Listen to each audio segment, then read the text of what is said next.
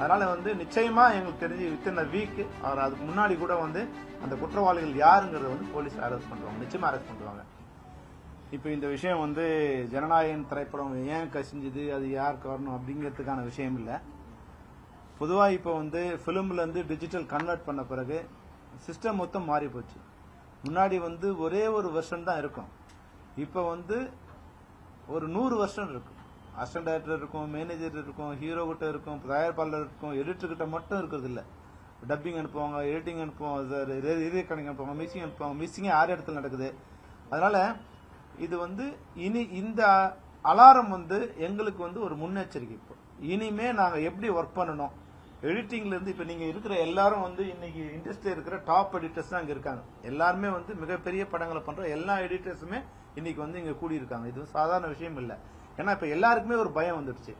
இப்போ நாளைக்கு இந்த இணைய திருட்டை வந்து அரசாங்கமே தடுக்க முடியாத போது அதுக்கு நாங்க பலியாயிடுவோங்கிற பயம் இப்போ எங்க எடிட்டர்ஸ் எல்லாருக்கும் வந்துடுச்சு. அதனால இப்ப எல்லாருமே ஒண்ணு கூடியிருக்காங்க. இந்த சந்தர்ப்பத்தை பயன்படுத்தி எப்படி இது வந்து வேலை செய்வது, யார் எந்த வேலை செய்வது, இதை எப்படி அனுப்புறது அப்படிங்கறத வந்து முறைப்படுத்தணும்னு வந்து அவங்க கோரிக்கை கொடுத்திருக்காங்க.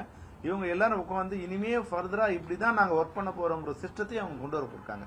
இதை வந்து நாங்க தயாரிப்பாளர் சங்கத்தோட ஏன்னா டிஜிட்டலா கன்வெர்ட் ஆனப்போ அவங்க ரெக்வஸ்ட் என்னன்னா இதை பாதுகாக்கிற விஷயத்தை கூட அவங்க கேர்ஃபுல்லா பண்ணணும். இது வந்து யார் வேணாலும் கையாளலாங்கிற ஒரு நிலை இல்லாம இது யாரு கையாளணுங்கிறது வந்து வரைமுறைப்படுத்தி இதை வந்து கேர்ஃபுல்லா பண்ணணும். அது வந்து 500 கோடி படம் எடுக்கிறாங்க, ஒரு 50 லட்சம் செலவு பண்ணி இதுக்காக வந்து ஒரு பாதுகாப்பு சிஸ்டத்தை செலவு பண்றது ஒரு பெரிய விஷயம் இல்லை அப்படிங்கிறது அவங்களோட கருத்து.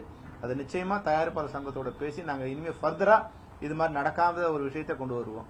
அது ஒண்ணு.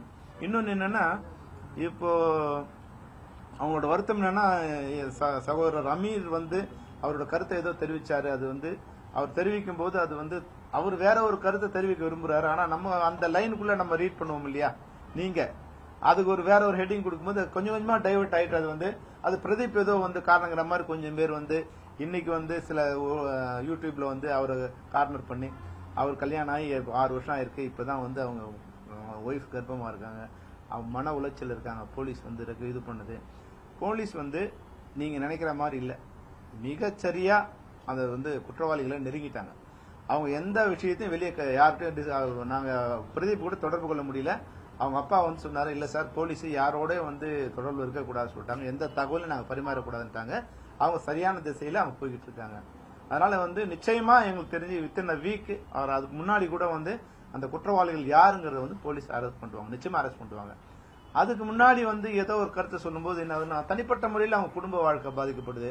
இன்னைக்கு வந்து அந்த அம்மா வந்து 8 மாத கர்ப்பிணியா இருக்காங்க, அவங்க நேத்துல இருந்து அழுதுகிட்டே இருக்காங்க. அதுக்கு வந்து நம்ம ஒரு காரணம் ஆகக்கூடாது. வந்து அமீருக்கு வந்து ஒரு சின்ன ஒரு ரெக்வஸ்ட்னா உங்க கருத்தை நீங்க திரும்ப பெறணுங்கிறது எடிட்டர்ஸ் யூனியன்ல இருந்து எங்களுக்கு வந்து அவங்க ஒரு கோரிக்கை கடிதமாக கொடுத்துருக்காங்க. அதனால நீங்க என்ன சொன்ன வந்தீங்கிறது நாங்க தெரியாது. ஆனா நீங்க சொன்ன விஷயம் இது மாதிரி வந்து எடுத்தாளப்பட்டிருக்கு. அதனால ஒரு பெரிய மனது பண்ணி நீங்க வந்து உங்க கருத்தை வந்து ரிவர்ஸ் பண்ணுங்க. அது எடிட்டருக்கு எந்த விதத்திலும் காரணம் இல்லை. கோபி சொன்ன மாதிரி நான் என்னோட விசிட்டிங் கார்டை போட்டு திருடணுங்கிற அவசியம் இருக்கா? ஒரு பேங்க்ல போய் திருட போறோம், என்னோட விசிட்டிங் கார்டை போட்டா திருடுவாங்க.